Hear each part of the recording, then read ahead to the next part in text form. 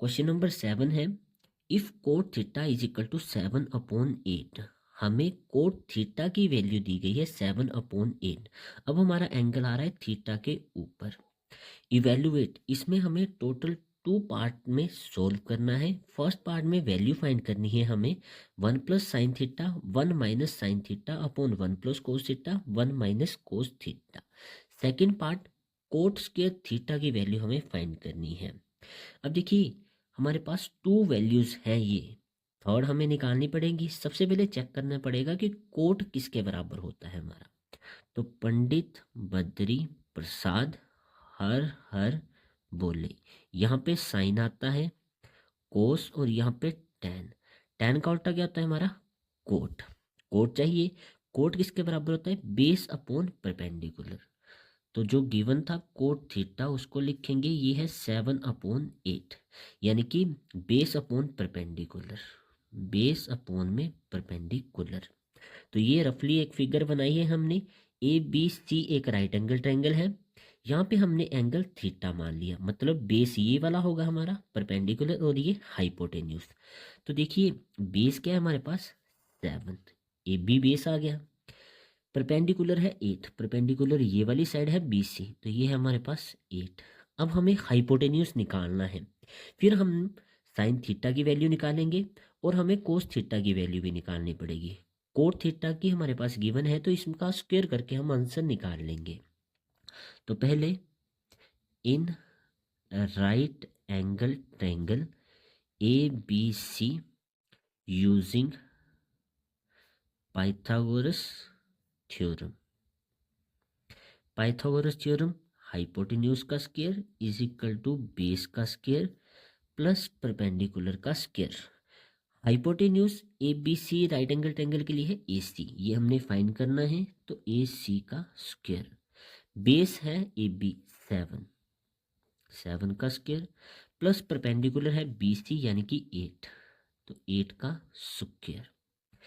ए C का whole square is equal to 7 का square 49 plus 8 का स्क्वायर आ जाएगा 64। दोनों को ऐड करेंगे तो वैल्यू आ जाएगी 113। यहाँ पे ए सी का स्क्वायर था, स्क्वायर दूसरी साइड जाके स्क्वायर रूट बना देगा, तो ए सी ये वाली साइड हमारी हाइपोटेन्यूज टोटल कितनी आ गई स्क्वायर रूट 113। 113 को आगे हम सॉल्व नहीं कर सकते तो इसे हम स्क्वायर रूट के अंदर ही रखेंगे। अब हमने तीनों वैल्यूज हमारे पास हैं, पहले हम साइन थीटा की वैल्यू निकाल लेते हैं। तो साइन थीटा किसके बराबर होगा हमारा परपेंडिकुलर अपॉन हाइपोटेन्यूज। देखिए एंगल थीटा है मतलब बेस परपेंडिकुलर और हाइपोटेन्यूज सेम होंगे, तो परपेंडिकुलर है हमारे पास 8, हाइपोटेन्यूज हमारे पास है square root 113। Next sine theta है, वैल्यूज निकाल ली है। कोस थीटा है तो कोस थीटा की वैल्यू निकालते हैं। Cos theta is equal to किसके बराबर होता है बेस अपॉन हाइपोटेन्यूज। अब एंगल थीटा के ऊपर है मतलब बेस है हमारे पास 7 और हाइपोटेन्यूज सेम स्क्वायर रूट 130। अब हम फर्स्ट पार्ट में साइन थीटा और कोस थीटा की वैल्यू फिल करेंगे और यहाँ से अपना सोल्यूशन निकाल लेंगे। तो सबसे पहले फर्स्ट पार्ट हम प्रूव करते हैं। वैल्यू हमें दी गई है 1 plus sine theta 1 minus sine theta और अपोन में है 1 प्लस कोस थीटा ब्रैकेट के अंदर 1 माइनस कोस थीटा। अब यहाँ पे आप इसको दो तरह से कर सकते हैं, जहाँ तो हम यहाँ पे एक आइडेंटिटी लगा के इसको छोटा बना सकते हैं, जैसे फर्स्ट वैल्यू सिमिलर है, प्लस माइनस साइन डिफरेंट है, सेकंड वैल्यू भी सिमिलर है। तो अगर मैं इसको ए मान लूँ तो ये भी ए होगा, प्लस साइन थीटा को बी मान लूँ तो ये भी बी हो जाएगा। A plus B A minus B किसके बराबर होता है A square minus B square. Same हम नीचे भी वही आइडेंटिटी लगाएंगे, A plus B A minus B A square minus B square. तो पहले हम इसे उस फॉर्म में लिख ले, जहाँ फिर आप डायरेक्ट इसमें वैल्यू फिल कर सकते हैं। तो मैं यहाँ पे इसको आइडेंटिटी में लिख रहा हूँ पहले। तो आ जाएगा ए का स्क्वायर यानी 1 का स्क्वायर माइनस बी का स्क्वायर साइन थीटा का होल स्क्वायर। चाहो तो आप साइन स्क्वायर थीटा भी इसको लिख सकते हैं, वो हम नेक्स्ट स्टेप में लिखेंगे। अपोन में ए plus B A minus B, यानी कि ए का स्क्वायर माइनस बी का स्क्वायर। क्लियर यहाँ तक क्वेश्चन। अब आगे क्वेश्चन हम यहाँ पे करते हैं। अगर ये वाली आइडेंटिटी आप रीजन साइड में देना चाहते हैं तो दे सकते हैं। यहाँ पे आगे वैल्यू आ जाएगी ए का स्क्वायर यानी 1 का स्क्वायर 1 माइनस साइन थीटा का होल स्क्वायर है तो हम इसको साइन स्क्वायर थीटा लिखेंगे। अपोन में 1 का स्क्वायर 1 माइनस कोस थीटा का होल स्क्वायर है यानी कि कोस स्क्वायर थीटा हो जाएगा। अब साइन थीटा की वैल्यू फिल करेंगे और कोस थीटा की वैल्यू इसमें फिल कर देंगे।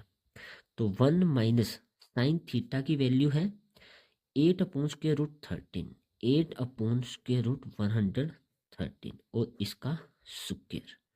अपोन में 1 माइनस कोस थीटा की वैल्यू है 7 upon square root 113, 7 upon square root 113 square था, यहाँ पे कोस के थीटा था स्क्वायर था तो मतलब यहाँ पे भी स्क्वायर आ जाएगा।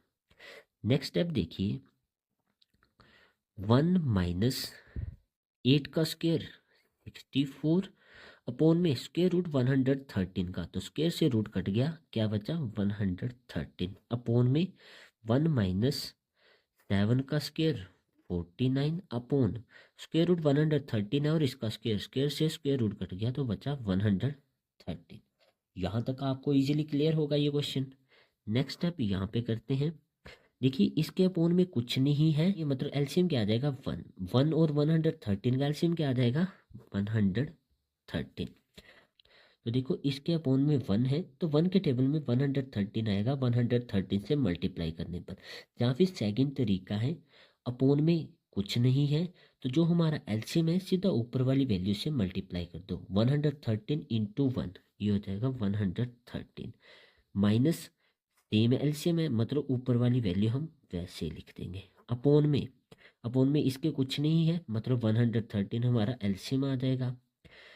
अपोन में कुछ नहीं मतलब एलसीएम सीधा ऊपर मल्टीप्लाई कर दो, 113 इंटू 1 113 माइनस सेम एलसीएम मतलब ऊपर वाली वैल्यू वैसे ही लिख दो।